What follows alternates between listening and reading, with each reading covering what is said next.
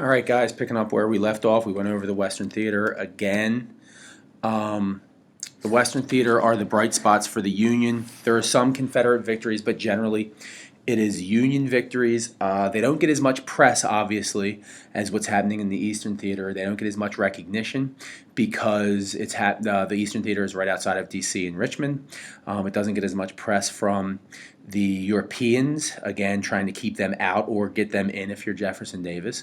But the Western Theater was extremely important, remember, to accomplish the Anaconda strategy. You capture the Mississippi, you strangle out that part of the Confederacy. And again, this is where Ulysses S. Grant, name no, this is where he makes his name. All right, let's get to the mid-war here. We have Gettysburg and Vicksburg that happened actually on July 4th, 1863. The turning point of the war, turning points, both happened on the exact same day, pretty much.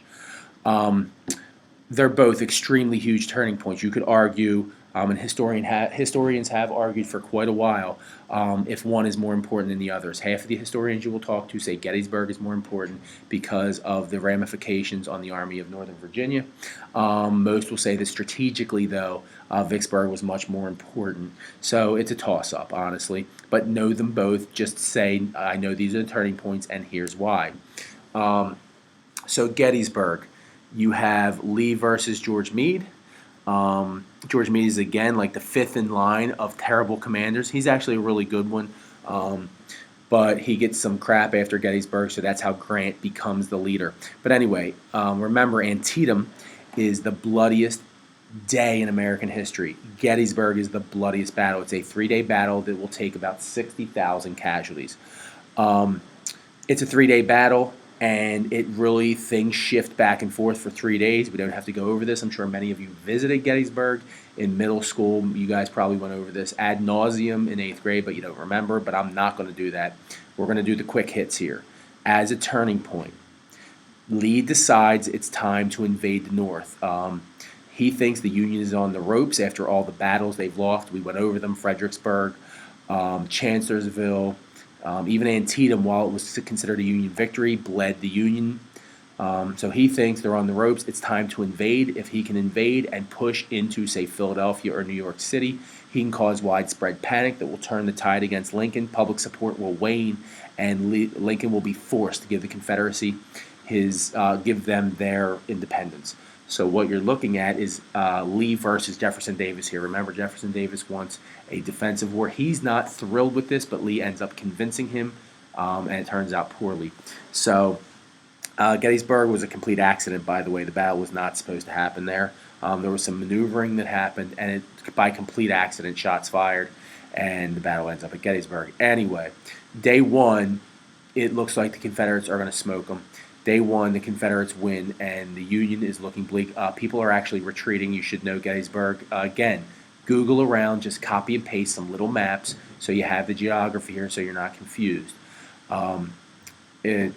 People in Harrisburg are grabbing all their belongings and trying to trek up north, as far north as Albany, New York. They want out because they think the Union Army is going to fall at Gettysburg. But the Army sticks around. Day two, there's a lot of fight. It's an entire day of fighting, and the Union actually wins day two. Lee, at the night of day two, calls War Council. It's called. Basically says, "What do you think?" Pretty much all his commanders say it's not looking great. A couple of them say, "I think we can do this," especially one that has not fought yet. Lee then convinces himself he can win. He almost does, actually, to be perfectly honest with you, but he doesn't at the end of the day. It's called Pickett's Charge. He sacrifices about 10,000 troops. Remember what we said in our last lecture. This Confederacy cannot afford for this war to go on too long. They need it to go on long enough to turn the tide of public support in the North against Lincoln, but they can't keep it going for too long, or else they're going to run out of supplies, food, men. Well, if you talk the men aspect, Gettysburg is the end, pretty much, of the Army of Northern Virginia. The South will never be able to replenish the men that are lost at Gettysburg on the Confederate side. It is a major turning point. When you talk Vicksburg, Ulysses S. Grant drives into the heart of the Confederacy in Mississippi. At Vicksburg, Mississippi, Understand the Navy is bottlenecked. The United States, U.S. Union Navy is bottlenecked at a place called Vicksburg. It's in Mississippi. Again, Google it. It's not a big deal. To control the river, you got to control Vicksburg. So what basically happens is after a 2-month siege, the Confederates in there are starving. They end up eating some rats and stuff. It's pretty bad. You can go with a Stalingrad kind of reference here, but it ends in a Confederate surrender. The Union controls the Mississippi because this. The Confederates are pretty much smoked in the West. That's it. They're done. The Western Front has collapsed for the Confederates. Ulysses S. Grant becomes like a Superman, a hero. This is how he gets command of the Army of the Potomac. So when you go on to things, this is going to be real fast here. But when you look at things, now you talk end of the war, you're going to have a historiographic argument that says total war versus hard war. We should know what total war is. Hard war is what was coined about the Civil War in this country. And what to understand is you can actually connect this to World War II. Total war is where you take it out on civilians, strategic bombings, you don't really care. The Union under three dudes will never necessarily kill civilians. They'll just burn a ton of stuff and destroy their ability to supply their army. So when you look at this, you have General William T. Sherman.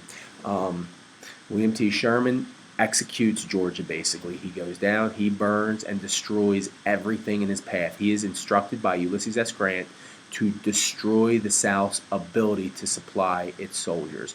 And for Georgia, he does that. Georgia supplies a lot of food. They have some railways that can supply the army. Sherman ends up devastating Georgia. But here's the difference between total war and hard war. Total war, you're going to kill civilians. Hard war, as some historians would argue, the Union soldiers knock on the door of white Southerners and say, hey, we're about to destroy the town. You need to get out. You got 24 hours. He sends a letter to Atlanta. William T. Sherman does. That says, hey, by the way, we're coming in. We're going to destroy the town. You have, I think it was 48 hours to vacate the town before we demolish it. So that is supposed to be the difference between total war and hard war.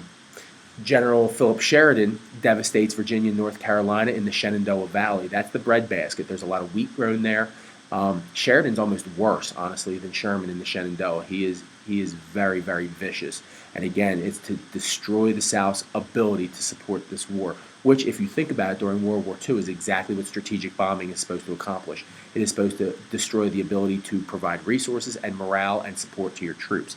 So when you look at it, I'm sorry about that. When you look at this, between Sherman, Sheridan, and Ulysses S. Grant, these three are going to be said to craft American policy even into World War II. So when you look at strategic bombing, when we have to go back to that to review, a lot of people would point to say modern military strategy in this country with the way America conducts war actually comes from Sherman, Sheridan, and Ulysses S. Grant.